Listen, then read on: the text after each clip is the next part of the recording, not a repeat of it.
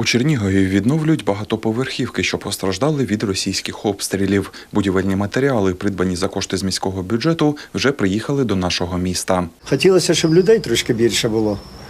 Ну а так, поки що своїми силами стараємось справлятися. Я ж кажу, матеріалу дуже багато зараз прийшло, хватить на всі. Днями працівники КП «Новозаводське» полагодили пошкоджений дах в одному з будинків на вулиці Мазепи. На початку березня неподалік впали російські ракети. Вибухова хвиля вибила тут багато шибок та пошкодила шиферну покрівлю. Ви знаєте, якщо брати по цьому району, то тут десь будинків 8. Значних шкоджень десь, мабуть, штук 5.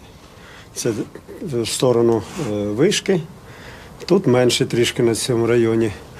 Ну, теж зерною волною попіднімало, стропило, шифер перебило. Проводимо заміну зараз.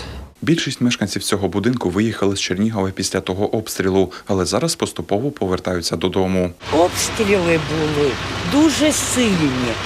Вилітали окна, вилітали від взривної волни. Ми думали, в дом попаде. І, вероятно, осколками кришу.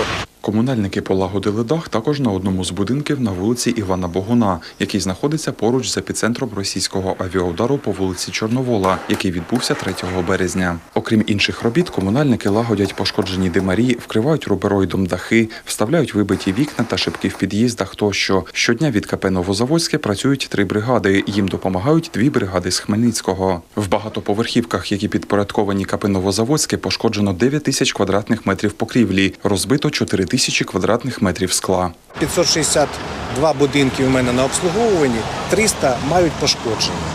Тому десь кожного дня в середньому один будинок ми відбудовуємо. Або кришу, або скло. І за нашими планами, які ми склали на попередній період, до опалювального сезону ми всі будинки відбудуємо.